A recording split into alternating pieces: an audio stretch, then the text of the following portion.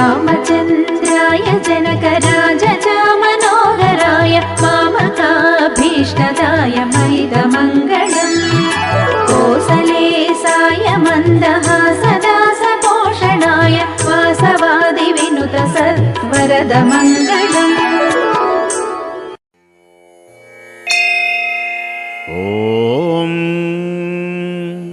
శ్రీ మహాగణాధిపతయే నమః. సరస్వత్యై నమః. శ్రీ గురుభ్యో నమః. హరి ఓం. శ్రీ సీతారామాభ్యాం నమః. శ్రీ వాల్మీకి మహర్షి విరచిత శ్రీమద్ రామాయణమునందలి బాలకాండము 13వ సర్గము యథాతథ అనువాదము. అశ్వమేధ యాగమునకు సన్నాహాలు. దశరథుడు సపరివారంగా యజ్ఞశాలలో ప్రవేశించి దీక్షను గైకొనటం. యజ్ఞాశ్వమును వదిలిన 1 సంవత్సరం తర్వాత మరల వసంత ఋతువు ప్రారంభమైంది. అంతవరకు యజ్ఞమునకు నిర్వహించవలసినటువంటి విధులన్నిటినీ దశరథ మహారాజు పూర్తి చేశాడు. పిమ్మట కార్యదక్షుడైనటువంటి ఆ మహారాజు సంతానార్థమై యజ్ఞము చేయడానికి యాగశాలలో ప్రవేశించాడు. ఆ రాజు వశిష్ఠ మహర్షికి అభివాదనమనర్చి విధి విధానముగా ఆయనకు పూజలు చేశాడు. పిమ్మట ఆ విప్రోత్తమునితో సవినయంగా రాజు పలుకుతూ ఉన్నాడు. ఓ మహర్షి, మాకు సంతానాన్ని ప్రసాదించేటువంటి యజ్ఞాన్ని విద్యుక్తముగా నిర్వహింపచేయండి. రాక్షసులచే విఘ్నమును కలగకుండా, ఎట్టి లోపము లేకుండా చూడండి. పూజ్యులైన మీరు మాకు ఆప్తమిత్రులు, శ్రేయోభిలాషులు, ఋషిసత్తములు, అంతేకాదు పరమ గురువులు. కావున యజ్ఞ నిర్వహణ భారం అంతా మీ మీదనే ఉంచుతున్నాను. అంతట వశిష్ఠ మహర్షి మహారాజుతో, అట్లే మీరు కోరిన రీతిని యజ్ఞకార్యములన్నీ కూడా నిర్వహిస్తాను అని పలికాడు. పిమ్మట వశిష్ఠుడు యజ్ఞకర్మలయందు రాజుతే నియుక్తులైనటువంటి బ్రాహ్మణోత్తములను, వాస్తు ప్రకారము సమర్థులైనటువంటి వారిని, ధార్మికోత్తములైనటువంటి పెద్దలను, యజ్ఞ పరిసమాప్తి వరకు కార్యనిర్వహణలో నిమగ్నులై ఉండేటువంటి వారిని, ఇటుకలు మున్నగ వాటిని సిద్ధపరిచేటువంటి వారిని, శృవాది ఉపకరణములను చేయు వడ్రంగులను, బావులను తవ్వించే వారిని, లేఖకులను, శిల్పులను, చిత్రకారులను, రసభావములను చక్కగా అభినయించగలిగినటువంటి నటులను, నర్తకులను, సచ్చరిత్ర కలిగినటువంటి శాస్త్రజ్ఞులను, శాస్త్రములోనూ అనుభవమందు ఆరితేనటువంటి వారిని పిలిపించి వారందరితో మహర్షి పలుకుతూ ఉన్నాడు. మీరందరూ రాజాజ్ఞను శిరసావహించి యజ్ఞ కార్యములలో నిమగ్నులు అవ్వండి. వేల కొలది ఇటికలను వెంటనే తెప్పించండి. యజ్ఞమునకు వచ్చడి రాజులకై మిక్కిలి ఎత్తైనటువంటి విశాలమైన భవనములను నిర్మించండి. బ్రాహ్మణులకై 100ల కొలది చక్కని గృహములు ఏర్పరచండి. అవి గాలులకు కానీ వానలకు కానీ తట్టుకునేటువంటి విధంగా దృఢంగా ఉండాలి. అందు వివిధములైనటువంటి భక్ష్యాన్న పానములు సమకూర్చండి. అలాగే పురజనులకు, జానపదులకు నివాసయోగ్యమైనటువంటి గృహములను నిర్మించండి. అనేక విధములైనటువంటి తినుబండారాలు, సర్వసౌఖ్యములు విస్తారముగా సమకూర్చండి.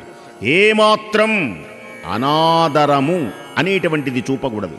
మర్యాదగా వారికి భోజన సత్కారాలు చెయ్యాలి. అన్ని వర్ణముల వారికి తగినటువంటి విధంగా ఆదర సత్కారములను చెయ్యాలి. కామ క్రోధములకు లోనై ఎవ్వరినీ చిన్నబుచ్చరాదు.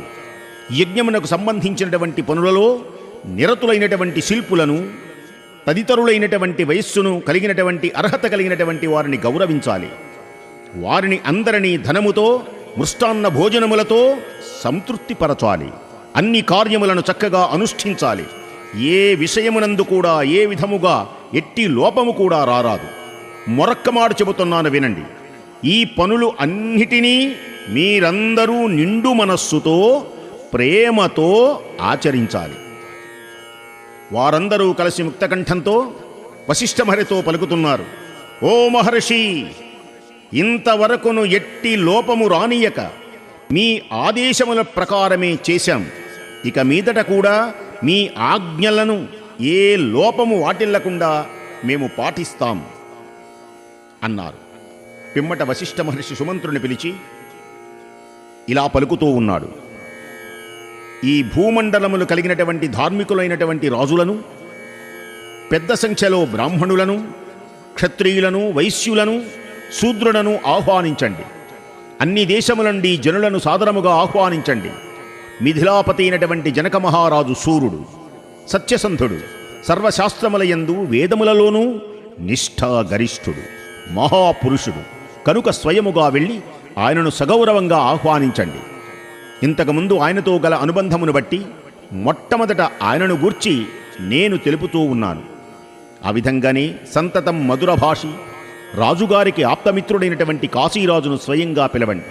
పరమధార్మికుడు, పెద్దవాడు, రాజుగారికి మామ అయినటువంటి కేకయ్యరాజును, ఆయన సుతుని స్వయముగా ఆహ్వానించండి. అంగదేశాధిపతి, సత్పురుషుడును, పూజ్యుడును, గొప్ప కీర్తి కలవాడును, దశరథునకు మిత్రుడు అయినటువంటి రోమపాదుని సాదరంగా ఆహ్వానించండి. ప్రాచీనులైన సింధు, సౌవీర, సౌరాష్ట్ర దేశాధిపతులను, దక్షిణ దేశముల ప్రభువులను అందరినీ దూతల ద్వారా ఆహ్వానించండి. ఇంకా ఈ భూమండలమున దశరథునకు మిత్రుడైనటువంటి రాజులందరినీ పరివారంతో, బంధువులతో కూడా వచ్చేటువంటి విధంగా వీలైనంత త్వరగా ఆహ్వానించండి. వశిష్ఠుని ఆదేశంను అనుసరించి సుమంతుడు సమస్త రాజులను ఆహ్వానించడానికై ఆంతరంగికులైనటువంటి పురుషులను వెంటనే ఆయా దేశములకు పంపాడు. బుద్ధిశాలి అయినటువంటి సుమంత్రుడు వశిష్ఠ మహర్షి ప్రత్యేకంగా పేర్కొనబడినటువంటి మహీపాలులను అందరినీ ఆయన సూచన మేరకు స్వయంగా తీసుకుని రావడానికి వెంటనే బయలుదేరాడు. యజ్ఞమునకు సంబంధించినటువంటి పనులు నిర్వహించేటువంటి వారందరూ, అంటే శిల్పకారులు మొదలైనటువంటి వారందరూ తాము పూర్తి చేసిన కార్యములను అన్నిటినీ కూర్చి ధీశాలి అయిన వశిష్ఠునకు నివేదించారు. అందులకు విప్రోత్తము సంతుష్టుడై అందరితో ఇలా పలుకుతున్నాడు: ఎవ్వరికైనా ఏదైనా ఇచ్చేటప్పుడు అనాదరము చూపరాదు, పరిహాసము చేయరాదు. చులకన భావముతో చేసిన దానము వలన దాతకు హాని కలుగుతుంది. ఇందులకు సందేహము లేదు.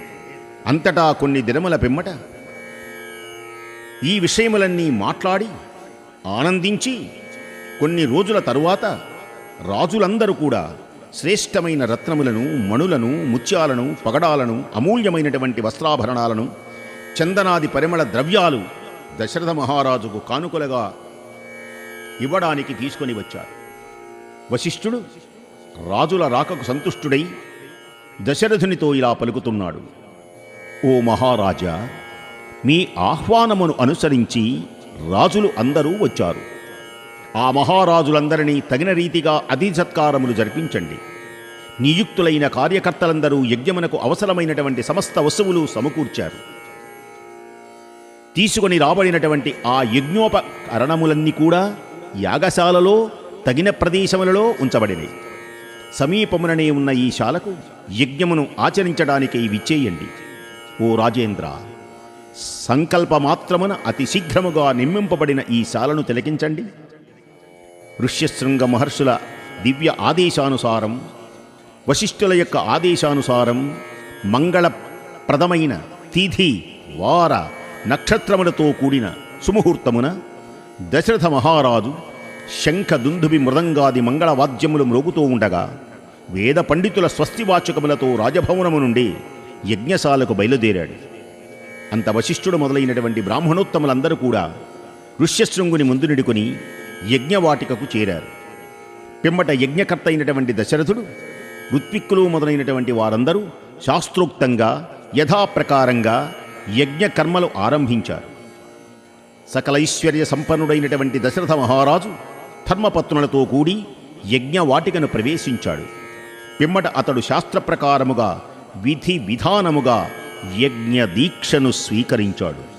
ఇది వాల్మీకి మహర్షి విరచితమైనటువంటి శ్రీమద్ రామాయణమునందలి బాలకాండమునందు 13వ సర్గము యథాతథ అనువాదము సమాప్తం.